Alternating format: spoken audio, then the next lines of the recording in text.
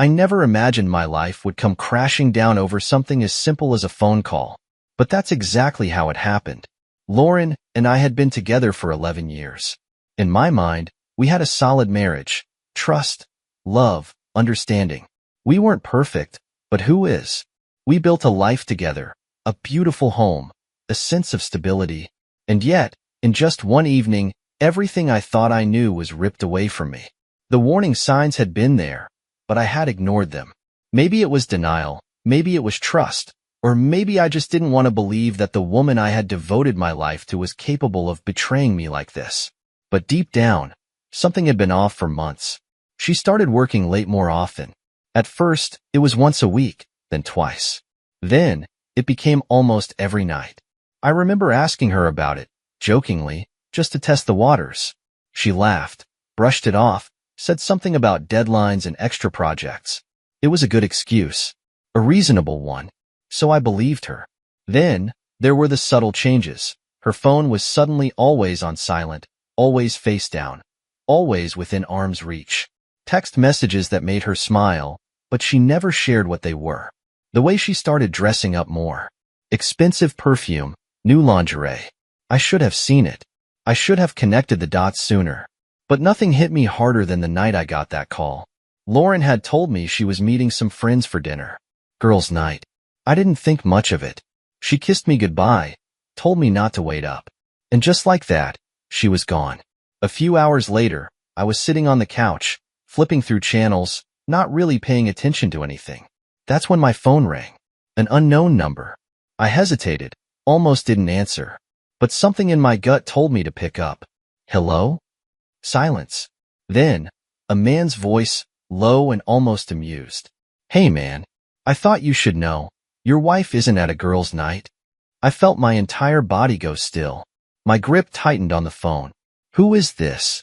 You don't know me, the voice continued. But I know Lauren. I see her. Right now. Actually, she's at a restaurant. Having a romantic dinner. And it's not with you. My chest tightened. I could hear the blood rushing in my ears. I wanted to believe it was a prank, some cruel joke. But then, he said something that shattered any doubt. She's wearing a black dress, red lipstick, sitting across from a guy in a blue shirt. They just ordered wine. I felt like the air had been sucked out of the room. That's exactly what Lauren had been wearing when she left the house. My hands were shaking. My mind was racing. I wanted to storm into that restaurant, flip the table, scream, demand answers. But I didn't. Something inside me stopped me. Instead, I stood up. My body felt like it was moving on autopilot. I walked to the front door, grabbed my keys. And then, without even thinking, I did something I never thought I'd do. I drove to the hardware store, and I bought new locks. I wasn't going to argue. I wasn't going to beg for explanations. I wasn't going to let her come home to me like nothing happened. By the time she called me, confused, I was already done changing the locks. That's when I finally answered. And that's when everything truly began. The moment I answered the phone, I could hear it in her voice. Confusion, irritation, but not guilt. Not yet. Hey, she said, trying to sound casual. Why aren't you picking up my texts? I glanced at my phone screen. 3 unread messages. I hadn't even noticed them while I was at the hardware store. Lauren, hey, I'm heading home soon. Lauren, are you still up? Lauren, why aren't you answering? I could almost picture her tapping the screen impatiently, expecting me to respond like I always did. But tonight was different. I took a slow breath, gripping the phone tighter. Don't bother coming home, I said evenly. You're locked out. There was a long silence. The kind that stretches out so painfully that you can actually hear the gears turning in the other person's head. What? She finally said. A small laugh, like she thought I was joking. That's not funny. I'm not joking. Her voice changed instantly. That casual tone vanished, replaced by something sharper. What the hell does that mean? It means, I said, leaning against the kitchen counter, that I know exactly where you are and who you're with. Another pause. And then, I don't know what you're talking about. I let out a short, humorless laugh. Come on, Lauren. You can do better than that. Listen, she started, but I cut her off. You're at dinner. In a black dress, with some guy in a blue shirt. You ordered wine. Did I miss anything? Dead silence. I could feel the panic seeping in through the phone. She was scrambling, trying to figure out how much I knew, how to spin this in her favor. That's what cheaters do, right? They never confess. They try to manipulate, gaslight, twist reality until you doubt yourself. Not this time. Who told you that? She finally asked, her voice quieter now. I smiled bitterly. Oh, so you're not denying it. Just curious who ratted you out? She exhaled sharply. This isn't funny, okay? I don't know who's feeding you lies, but I was with my friends. I clicked my tongue. Don't. Just don't. She hesitated. Babe, listen, I changed the locks. Another heavy pause. This time, her breath hitched. Wait, what? You heard me, I said coldly. I changed the locks. Don't bother coming home. You don't live here anymore. And just like that, the screaming started. Are you insane? She shrieked. You're locking me out of my own house. You can't do that. I just let her rant. The accusations, the name-calling, the classic, you're overreacting. It was all background noise to me now. She wasn't sorry. She wasn't begging for forgiveness. She was furious that she got caught. That was all that mattered. I'll call the police, she threatened. You can't just throw me out. This is my house too. Actually, I said calmly, it's not. My name is the only one on the mortgage. You moved in after we got married, remember? Which means, legally, you're a guest. And I just rescinded your invitation. She gasped like I had slapped her. I could almost hear her hands shaking on the phone. You can't be serious. Oh, I'm dead serious. Then came the bargaining. Babe, please. Let's just talk. Okay? I can explain. I laughed. No, Lauren. You can't. And even if you could, I wouldn't listen. More silence. I could hear muffled voices in the background. Her lover must have been sitting right there, watching this unfold. I wondered what he was thinking. Was he panicking too? Did he realize that the woman he was sharing dinner with had just lost everything? Then, in a last desperate attempt, she went for the guilt. I have nowhere to go, she whispered. I closed my eyes for a moment, letting that sink in. A few hours ago, that line might have worked. I might have softened, thought about all our years together, our history, the love I once had for her. But not anymore. I clenched my jaw. Not my problem. And then, I hung up. I stared at my phone for a long time after that. She called again, and again, and again. Each time, I let it ring. Eventually, the calls stopped. I turned off my phone and sat there in the quiet house, the house that was mine again. It was over. Or so I thought. Because, as it turned out, Lauren wasn't the type to accept defeat so easily. And this was only the beginning. Silence filled the house. For the first time in years, there was no tension, no faked smiles, no forced conversations. Just peace. The kind of peace that should have felt comforting. Instead, it felt heavy. I sat on the couch, staring at my phone. No new calls. No messages. After all her screaming and panicking, Lauren had finally stopped trying to reach me. But I knew it wasn't over. Not by a long shot. I wasn't naive enough to think she would just accept what happened and move on. No, Lauren was a fighter, just not in the way that meant fighting for our marriage. She was the type to fight against any consequence that didn't benefit her. And I was about to see just how far she was willing to go. The first attempt. It was close to midnight when I heard it. A car pulling up in the driveway. Then, footsteps. Slow. Hesitant. Then, the rattle of the doorknob. I didn't even bother standing up. I just smirked to myself, waiting for it. A few seconds later, bang. Fists pounding against the door. Open the door, Jason.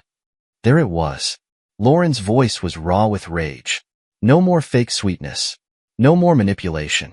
Just pure, unfiltered anger. I stayed silent, just listening. I swear to God, Jason, you can't do this. I have nowhere to go, she yelled. Then, after a moment, her voice dropped into something more desperate. Babe, please. Just let me in so we can talk. I almost laughed. The shift from fury to pleading was so predictable. But I wasn't falling for it. I already told you. I said loud enough for her to hear. You don't live here anymore. Silence. Then, you're being ridiculous, she spat. This isn't just your house. I have rights. Actually, I said, standing up now, walking toward the door, you don't? I pulled out my phone and opened my security app. A live feed popped up, showing Lauren standing on my porch, arms crossed, her face twisted in frustration. You're trespassing, Lauren, I said calmly. Leave now, or I'll have to call the police. That hit a nerve. I watched as her face contorted with fury. She let out a bitter laugh. Oh, please. You wouldn't do that to me. I hovered my thumb over the emergency call button. Try me. For a moment, she just stood there, breathing heavily. Then, without another word, she stormed off. I watched as she climbed into her car, slammed the door, and sped off into the night. I should have felt relief, but instead, I just felt tense, because I knew that wasn't the end of it. Lauren didn't give up. She regrouped, and sure enough, she had more tricks up her sleeve. The second attempt. The next morning, I woke up to the sound of my phone buzzing. I groggily reached for it, expecting another call from Lauren. But when I looked at the screen, I froze. 20 missed calls. 10 new voicemails. Messages from mutual friends. And the first text I saw made my stomach drop. Dude, Lauren's telling everyone you kicked her out and took all her stuff. What's going on? Of course she would try to twist the story. I scrolled through the messages. Some were from friends we hadn't talked to in years, suddenly concerned about how heartless I was. Others were from family members, asking if everything was okay. And then, there were Lauren's messages. Lauren, you are ruining my life. Lauren, how could you do this to me after everything? Lauren, everyone knows what you did. You're going to regret this. Lauren, answer me, Jason. She was trying to control the narrative, to turn herself into the victim. I sighed, rubbing my temples. I could already see the fallout. Friends picking sides, family members reaching out, people making assumptions. And Lauren? She wasn't done yet, because while I was dealing with the social blowback, she was planning her next move, and it was about to get way worse. I had expected some backlash, but I underestimated just how far Lauren would go. By noon, my phone was still buzzing nonstop. Mutual friends, coworkers, even some distant relatives. Everyone had something to say. I barely had the energy to check the messages, but when I did, I realized the situation was worse than I thought. Lauren wasn't just playing the victim. She was making me out to be the villain. I can't believe you'd throw her out like that. She loved you, man. Why didn't you try to work things out first? Kicking her out was extreme. Lauren said you've been distant for months. Maybe she made a mistake, but you didn't have to humiliate her. Humiliate her? I nearly laughed. She was the one sneaking around behind my back, lying to my face, and yet, somehow, I was the bad guy for not politely accepting the betrayal. It wasn't just texts either. Someone, probably Lauren, had posted about it online.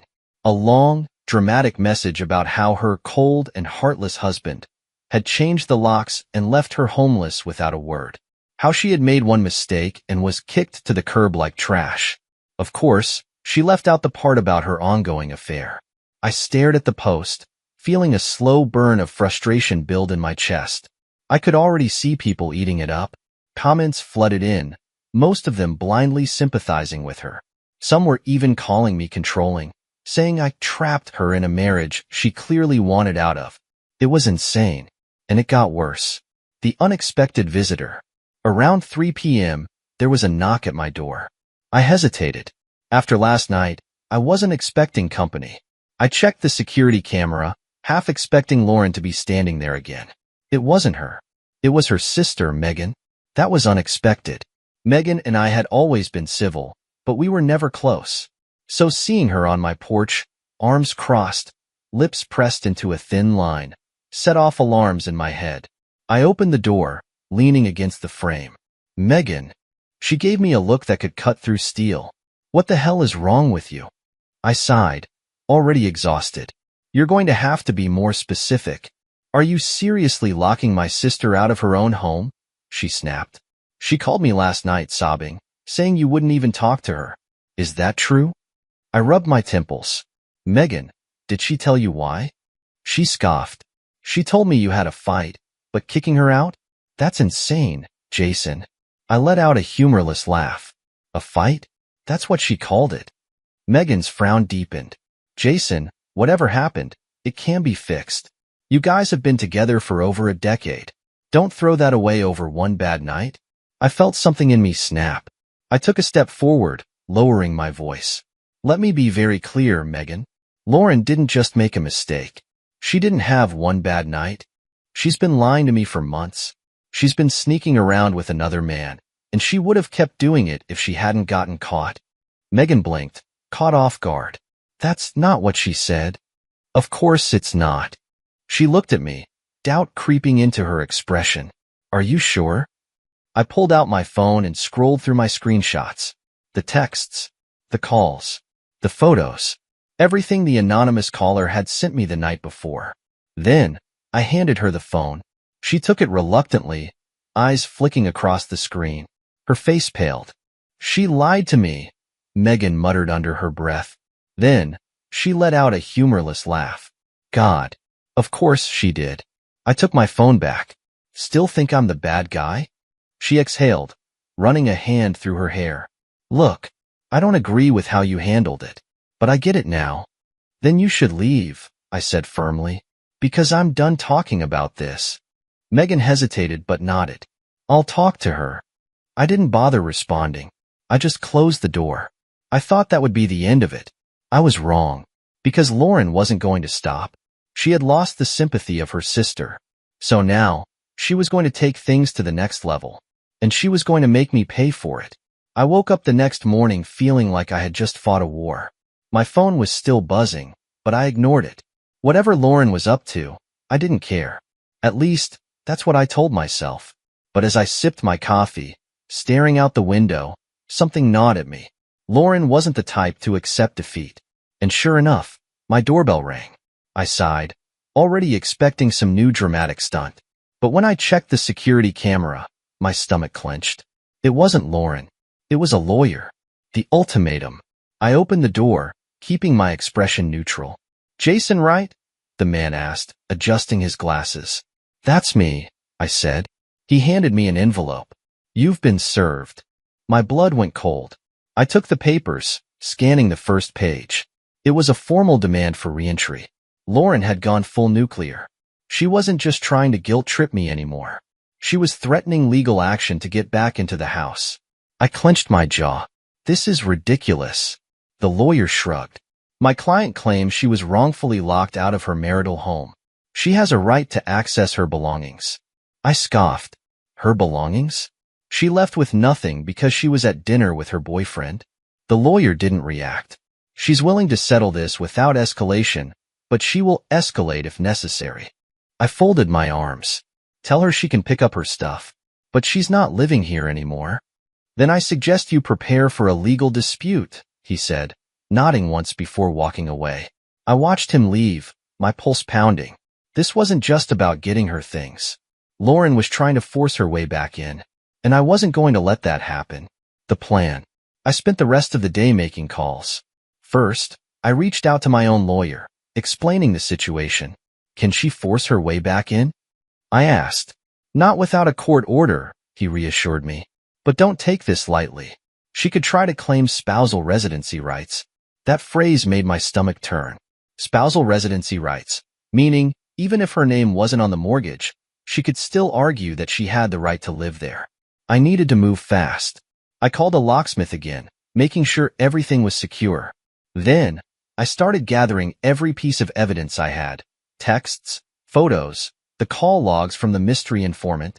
If Lauren wanted to play dirty, I was ready. But even as I prepared, I knew this wasn't over. Lauren wasn't just after the house. She wanted control. And I had a feeling she was about to make this even messier. I just didn't expect her next move to be so ruthless. I barely had time to prepare before Lauren struck again. The next morning, I woke up to an onslaught of notifications. My phone was vibrating nonstop, messages, missed calls, and one particularly alarming text from a coworker. Dude, check Facebook. Now. My stomach sank as I opened the app. And there it was. Lauren had gone public.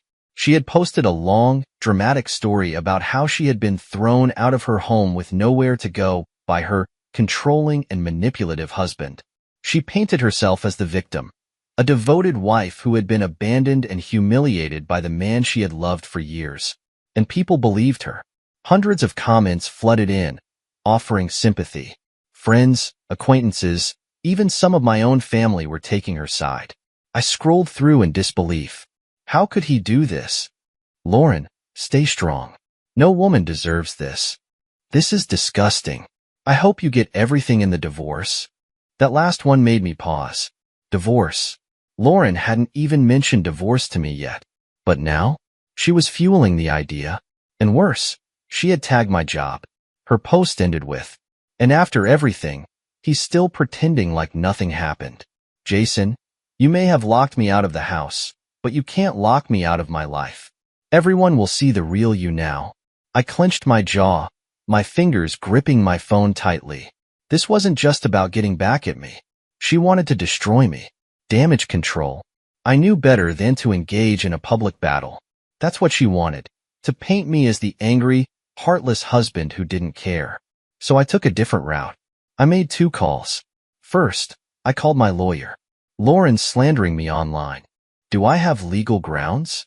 "You do," he said, "but responding publicly will only make things worse. Stay silent for now.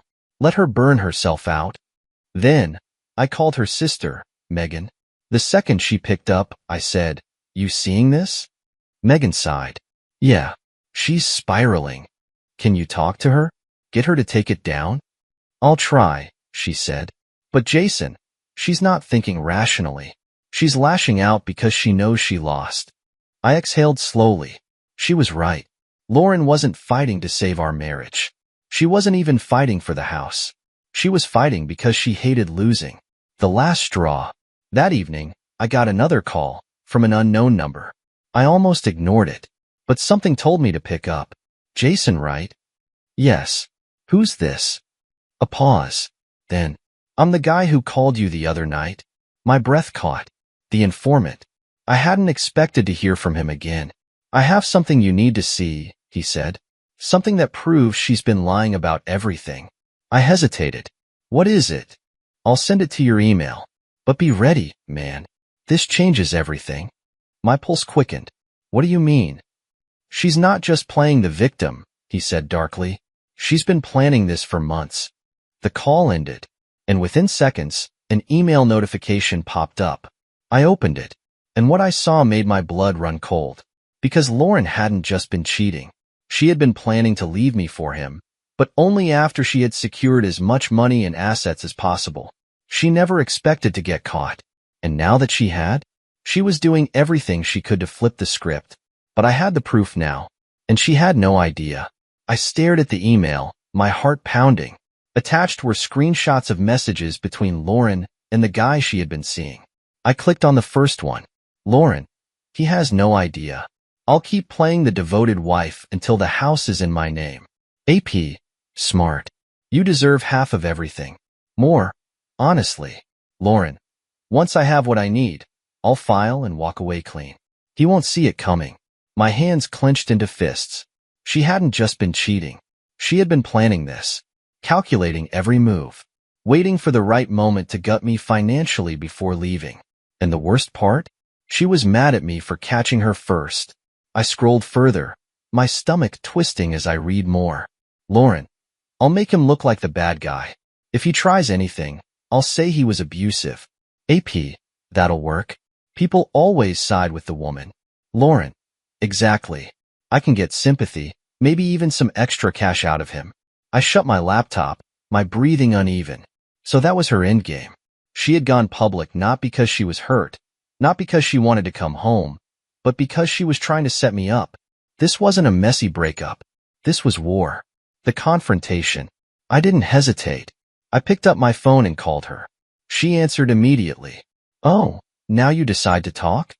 "Cut the crap," I said coldly. "I know everything." She scoffed. "Oh, do you? What? Did one of your little friends tell you another story?"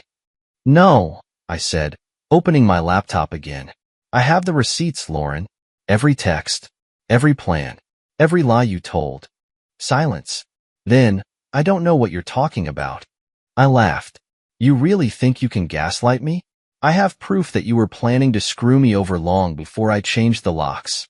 Still, she tried to deny it. That's ridiculous. Shut up. My voice was dangerously calm. I have the messages, Lauren. The ones where you talk about faking abuse. The ones where you brag about how I wouldn't see it coming. Another beat of silence. Then, for the first time, her voice cracked. Who sent them to you? That's when I knew.